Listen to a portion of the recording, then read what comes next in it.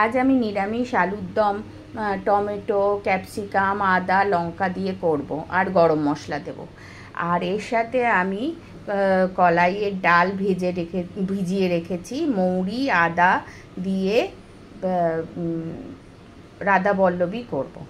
সেই রেসিপি প্রথমে আমি কড়াইয়ে তেল বসিয়ে দিয়েছি, এর সাথে আলুগুলো ভেজে নেব আর এই মশলাটা বেটে নেব। আর এদিকে ময়দাটা মেখে নেব, কিছুটা ডাল বাটা মৌরি আদা এগুলোও দেব, দিয়ে ডালটা বেটে নেব। গরম তেলে আগে এই গরম মশলা তেজপাতা শুকনো লঙ্কা একটু ফোড়ন দিয়ে নিলাম, এর মধ্যে অল্প একটু গোটা জিরেও দিয়ে নেব। এটা হালকা ভাজা হলে এর মধ্যে আলু দিয়ে ভাজবো। গরম তেলে আলুগুলো দিয়ে নিয়েছি, এর মধ্যে হলুদ ছড়িয়ে দিয়েছি, এটা দিয়ে হালকা করে ভেজে নেব।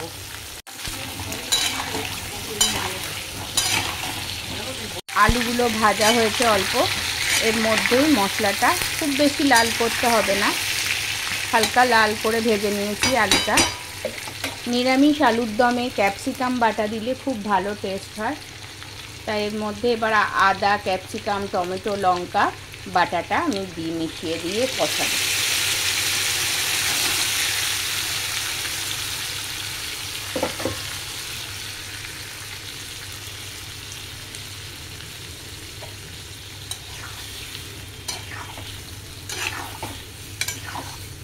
অল্প ভাজা ভাজা হলে আমি জল দিয়ে ঢাকা দিয়ে সেদ্ধ করতে দেবো আলুর দমটা।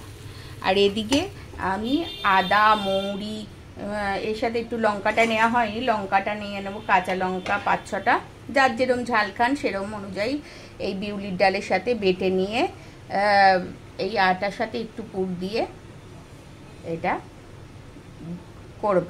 আর এই পুরটাই আবার একটু নাড়িয়ে কালো জিরে দিয়ে নাড়িয়ে নেব কড়াইতে। মশলাটা হালকা কষানো হয়েছে, আর একটু কষানো হলেই আমি এর মধ্যে জল দিয়ে সেদ্ধ করতে বসিয়ে দেব। মশলাটা কষানো হয়ে গেছে, এর মধ্যে আমি জল অ্যাড করে দিলাম।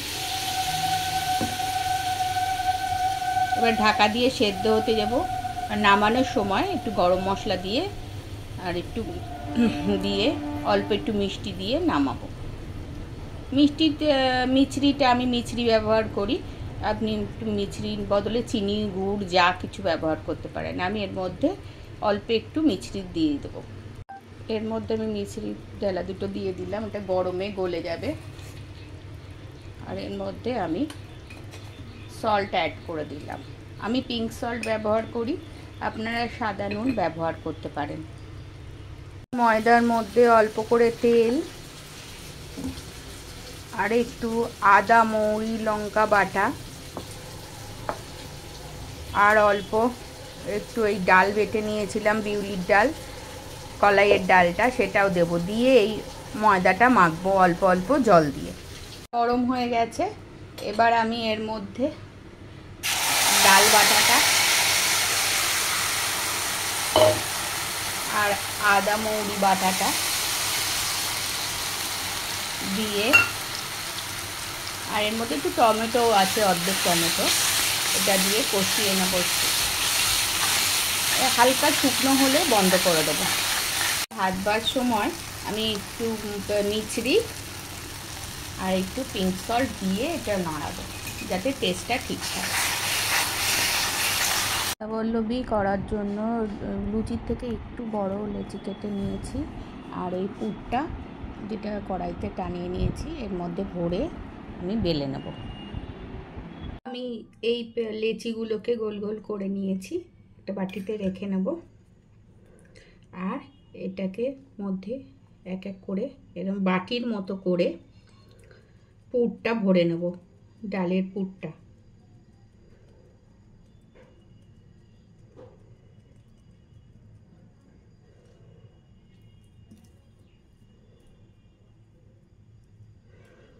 ডালের পুরটা দিয়ে দিলাম,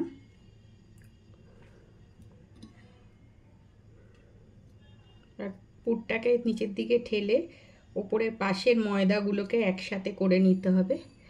নিয়ে আমি এই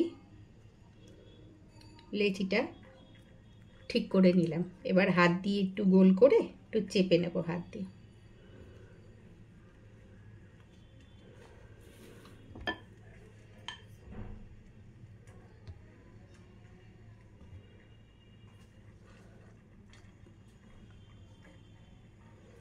হালকা একটু তেল দিয়ে আস্তে আস্তে, খুব বেশি প্রেসার দেওয়া যাবে না, গোল করে রাধা বল্লভীটি বেলে নেব।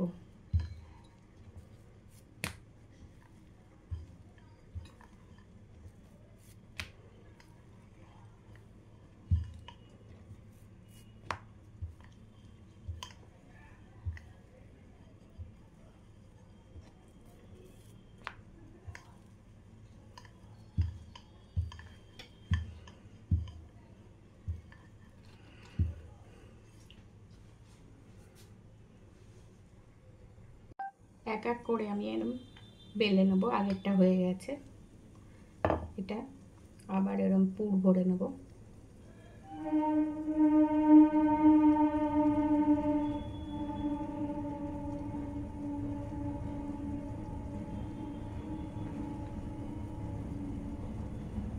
পুরটা দিয়ে নিলাম, নিচের দিকে ঠেলে ওপরের চারধারের ময়দাটা এক জায়গায় করে এরকম একসাথে মিশিয়ে দিতে হবে। দিয়ে উল্টে নিলাম, যেদিকটা করেছি সেদিকটাই উল্টো দিকে দিতে হবে। এবার আস্তে করে বেলে নেব।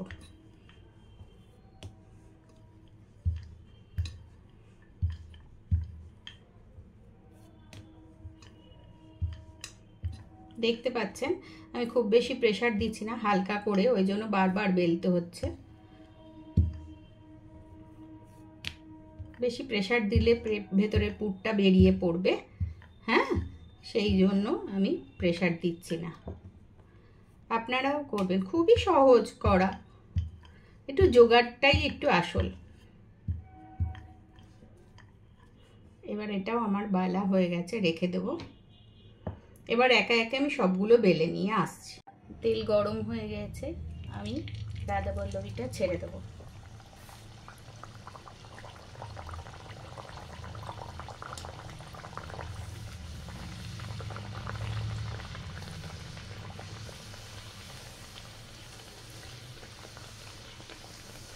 হালকা প্রেসার দিয়ে দিয়ে ভেজে নেব।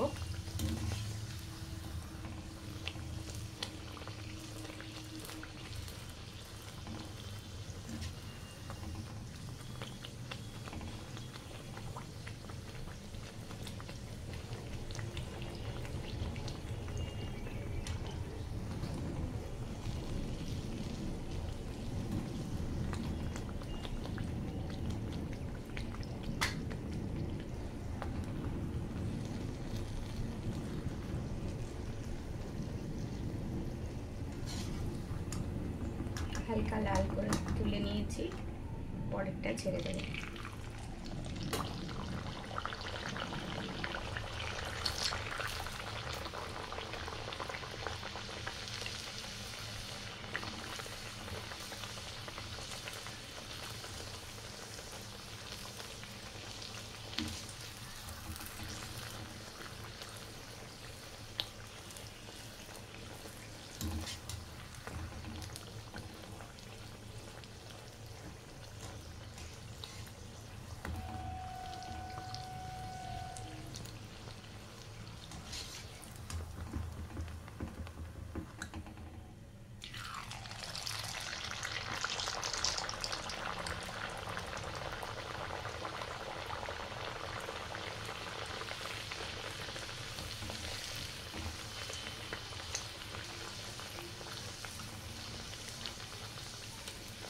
এটাকে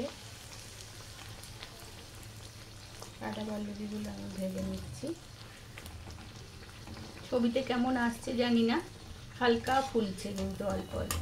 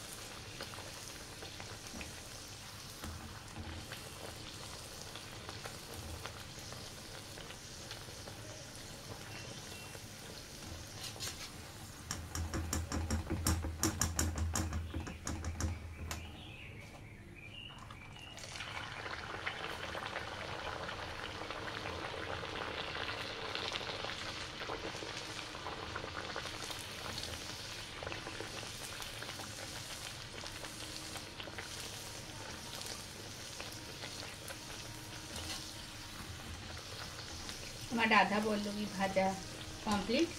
এবার শুধু আলুর দম দিয়ে খাওয়ার পালা।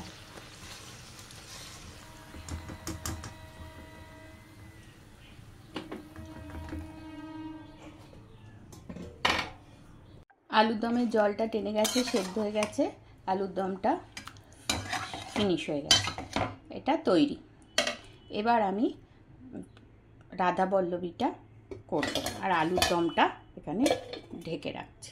রবিবারের জলখাবার রাধা বল্লভী আলুর দম তৈরি। সবাই বাড়িতে রেসিপিটা ট্রাই করে জানাবেন কেমন বা লাগলো। ঘরোয়াভাবে একটু চেষ্টা করেছি, আপনারাও দেখে একটু জানাবেন করে আর কি নিজের বাড়িতে কেমন হলো।